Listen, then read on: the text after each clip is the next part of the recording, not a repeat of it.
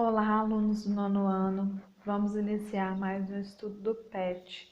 É a semana 3 do PET 4, com a unidade temática Totalitarismos e Conflitos Mundiais e o objeto do conhecimento, a Segunda Guerra Mundial e suas consequências para o mundo.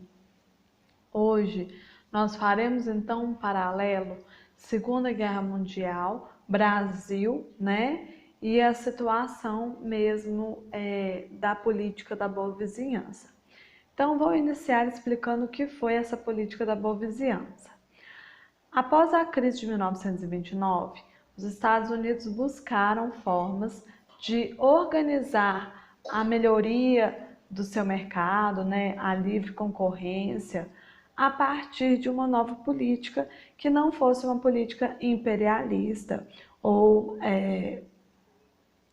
de domínio, né? Além disso, a espreita da América, nós temos, né, os riscos de regimes comunistas, socialistas e também do nazismo, que estava ganhando espaço na Europa na época.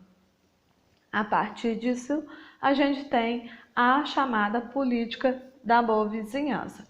O que seria? Seria a cooperação, né, uma negociação diplomática e a cooperação entre os países para uma colaboração econômica e militar. E aí a gente tem, né, a busca de uma estabilidade política no continente. Mas o que estimula mesmo essa política da boa vizinhança é a livre concorrência, o livre mercado, que eram os principais interesses dos Estados Unidos na época, ok? Com isso, nós temos, na mesma época da política da boa vizinhança, o governo de Getúlio Vargas aqui no Brasil. E aí, com o início da Segunda Guerra Mundial, nós temos Getúlio Vargas apresentando certa simpatia ao regime nazista. E outra característica interessante é que o Brasil queria a construção da Companhia Siderúrgica Nacional. Pediu auxílio aos Estados Unidos, né, já que estava aí a política da boa vizinhança. Os Estados Unidos não cedeu a ajuda, porque também, se o Brasil tivesse essa companhia siderúrgica aqui, ele ia deixar de depender dos Estados Unidos em vários aspectos da economia. Aí a Alemanha sinalizou possibilidade de ajudar o Brasil na construção dessa companhia. E aí os Estados Unidos então logo interviu e falou, não, eu vou financiar, né? E a partir disso nós temos esse apoio, né, dos Estados Unidos ao Brasil, mas lógico, esperando depois compensações militares e auxílio, né? Em janeiro de 1942, nós temos também organizada a chamada Conferência dos Chanceleres, que ocorreu na cidade do Rio de Janeiro. Nela, os países da América se comprometeram a romper as relações com os países do eixo, que eram Japão, Itália, Alemanha, né? E aí a gente tem a Segunda Guerra Mundial, né? Inicialmente o Brasil não tinha nem ideia de entrar na Segunda Guerra, porém em 1942 navios mercantes brasileiros, né, foram bombardeados por alemães, ocorrendo 600 mortes de brasileiros. Além disso, né, os Estados Unidos já estavam aí na Segunda Guerra Mundial e o Brasil então resolveu declarar guerra também contra os países do eixo. E onde foram o exército brasileiro? Quem foi do exército brasileiro, né? Primeiro, o governo brasileiro mandou a FEB, Força Expedicionária Brasileira, que é o exército mesmo que atua em terra, né? Também mandou a Força Aérea Brasileira para os combates no ar, vamos dizer assim. Além disso, na Segunda Guerra Mundial, do Brasil foram para a Europa jornalistas, cronistas, enfermeiras e até médicos mesmo que atuaram nos hospitais de campanha, né?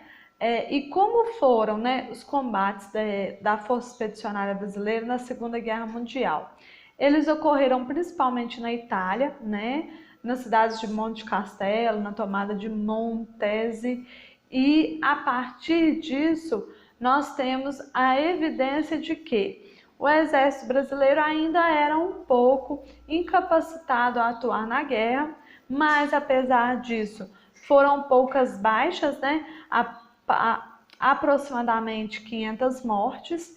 E outra coisa também que colocou o despreparo do exército brasileiro foi a questão do clima, né? Os brasileiros estranharam muito o clima da Europa na época dessas disputas. Um detalhe interessante da política da boa vizinhança é que foram organizados até mesmo filmes, né, para colocar aí a cultura brasileira aproximada da cultura dos Estados Unidos. É o caso, né, do filme com o Zé Carioca, com o Pato Donald, né, Ei Amigos, né, e aí a partir desse filme que apresenta, né?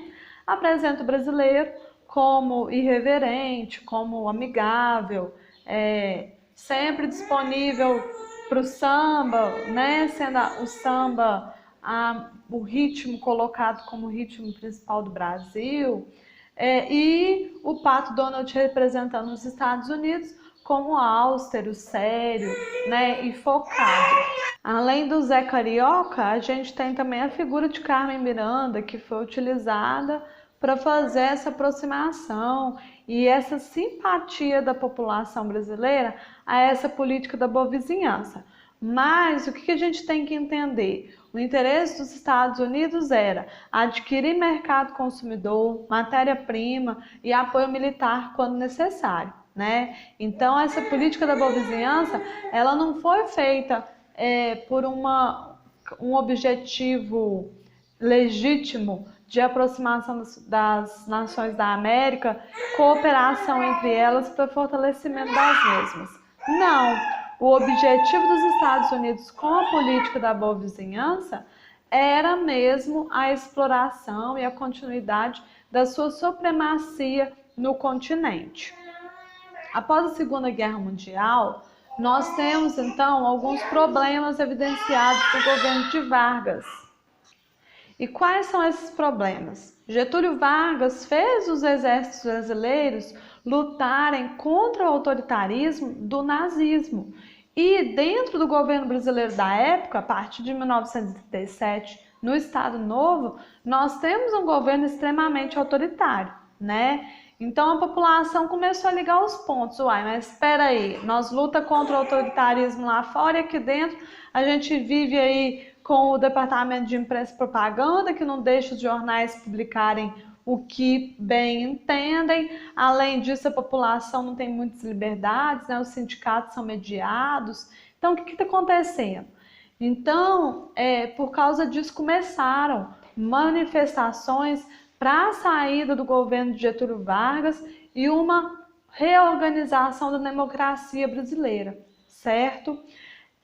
Outra questão importante que a gente tem que pensar, né, sobre esse período da Segunda Guerra Mundial, retornando à questão do nazismo. O que o nazismo evidencia? O nazismo evidencia uma retirada dos direitos de certos grupos dentro da Alemanha. Quais foram os grupos perseguidos pelo nazismo, né? Principalmente negros, homossexuais, judeus, testemunhas de Jeová e ciganos. A partir disso, há até aqueles autores intelectuais que dizem que o nazismo teve como objetivo exterminar aquelas pessoas moralmente. O que seria exterminar moralmente? Seria retirar dessa pessoa qualquer tipo de consciência crítica sobre a sua liberdade e a sua possibilidade de vida, né? E além disso também deixar de tratar essa pessoa como igual, tratando ela como um animal ou pior do que um animal.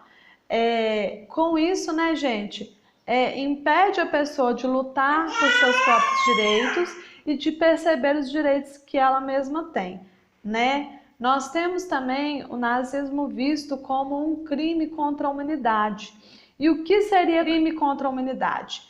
O Estatuto de Roma, em 1998, coloca o crime contra a humanidade sendo aqueles cometidos num quadro de ataque generalizado ou sistemático contra qualquer população civil, havendo conhecimento desse ataque. Ou seja, crimes desumanos de caráter semelhante, que causem intencionalmente grande sofrimento ou afetem gravemente a integridade física ou mental. Então, o crime contra a humanidade é aquele que lesa uma boa parte da população moralmente, fisicamente, e é um problema muito grande para a sociedade, né? Outra questão que a gente pode pensar sobre a Segunda Guerra Mundial é a organização de uma crise humanitária. O que seria a crise humanitária? A crise humanitária é quando faltam alimentos ou artigos de primeira necessidade para o ser humano. E a Segunda Guerra pode ser vista como uma crise humanitária? Sim, porque após ela, países como a Inglaterra, França, Alemanha, União Soviética e Japão tinham cidades totalmente arrasadas, população desempregada, população doente, falta de artigos alimentícios, dentre outros, né? E hoje a gente ainda tem muitas crises humanitárias por aí. Posso dar o exemplo hoje da guerra na Síria, né? Que até hoje causa grandes estragos. Essa iniciada pelo fim do governo de Bashar al-Assad e por reformas democráticas dentro do país.